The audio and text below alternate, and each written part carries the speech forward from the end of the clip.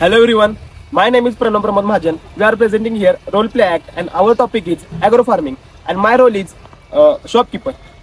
Hello everyone, my name is Aryan Mohan Magdum and my role is agro farmer. Hello everyone, my name is Athro Patil and my role is farmer and he is Harsh Madke and his role is also farmer. हे बघ आत्र्या म्हणतो काय नाही हर्ष काय म्हणते शेती काही कसं चालू नाही. आहे? चांगलं चालू आहे. काय हे हर्ष काय झालंय हे सगळं? काय सांगू, हवामान बदलत चाललंय. विचार माझ्या भावाला. काय सांगू दादा तुम्हाला, शेतीत काय राहिलं नाही आजकाल. सगळं पीक पण दर पण उतरल्यात, परत पाऊस पाण्यानं पण सगळी वाट लावल्या. काय नाही अप्पा, मग काय विचार आता शेतीचा? काय सांगू प्रणव तुला, शेती आता सगळी विकायची पण म्हणतोय आणि थोडी कमी पण करायची म्हणतोय. अरे अप्पा, शेती विकायची नसती रे, शेती राखायची असती. तुला माझा एक मित्र आहे, तो अॅग्रो फार्मिंग करतोय. तुला त्याला भेट घालून देतो, त्याला विचार तो कसं करतोय. अॅग्रो फार्मिंग हा सगळ्यात आता बेस्ट उपाय आहे. चल दाखवतो तुला. चल बघून या, चल चल लगेच. चल.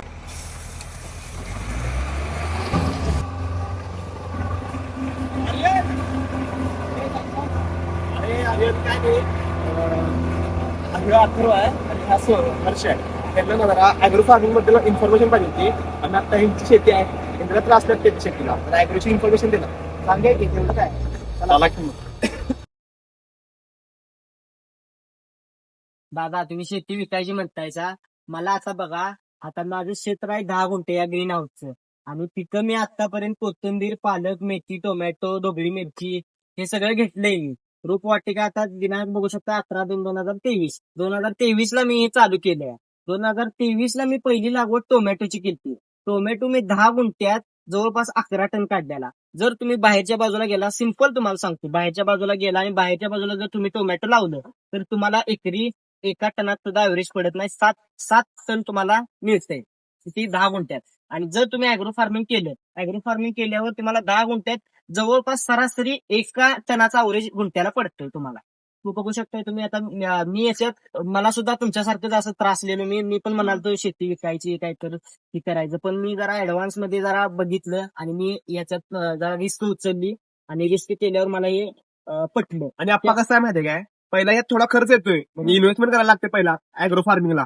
खरं कसं आहे, यात प्रॉफिट येते, यात आपलं उत्पन्न चांगलं येते, हे यात हमखास आहे. आणि तू जर लक्ष देऊन केलंस तर एकदम व्यवस्थित आहे. फक्त मशिनरीकडे लक्ष द्यायला लागणार, त्यात थोडा पहिला खर्च करायला लागणार, एवढाच विषय आहे. त्यामुळे तू लई त्रास स्वतःला म्हणजे शेतीचा त्रास करून घेऊ नकोस. त्यांच्याकडून तू आणि इन्फॉर्मेशन घे, नंतर लागल तशी. फायदे बघ, तोटे बघ, आणि तू तुला त्यात गुंतवत असेल तर तू गुंतवून टाक. शेती विकायचं म्हणू नकोस, आणि ती शेती नशिबाने मिळते कुणाला पण. आता तुम्ही बघू शकता, आता हे मी केलंय 10 गुंठ्यात.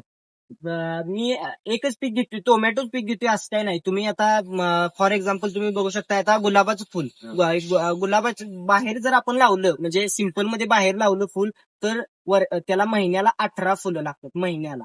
आणि तेच जर तुम्ही ग्रीन हाऊस मध्ये लावलं आणि त्याला व्यवस्थित मेंटेन ठेवलं तर ते एका महिन्याला 32 फुलं देऊ शकते.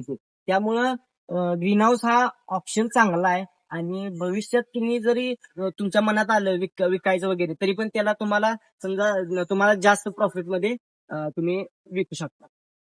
Now let see advantage disadvantage. तुम्ही याच्यात ऍडव्हान्टेजेस म्हटला तर आता बघू शकताय की आपण कमी वेळात जास्त पीक काढू शकतोय.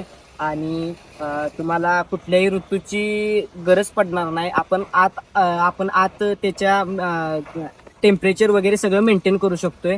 आणि बघू शकतोय आपण की फळांमध्ये आता टोमॅटो समजा लावला, टोमॅटोला स्कॉर्चिंग किंवा जास्त उन्हामुळे रेडिशपणा येणे असं होत नाही. त्या आपलं जास्त करून लक्ष आत राहते आणि सावलीत काम असल्यामुळं आपल्याला जास्त मोठ्या प्रमाणात आपल्याला एम्प्लॉयची गरज लागत नाही.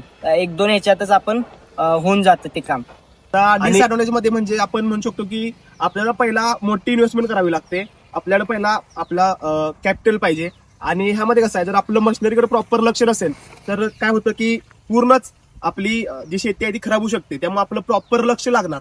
1-2 एम्प्लॉईज लागतील, खरं त्यांचं प्रॉपर लक्ष पाहिजे. आणि तुमच्या अॅग्रो फार्मिंगमुळे त्या जर तुमचं प्रॉपर लक्ष असेल तर लाईफ पण वाढू शकते तुमच्या रोपांची, आणि माती पण, सॉइल पण आहे ना, ते एकदम व्यवस्थित राहू शकते.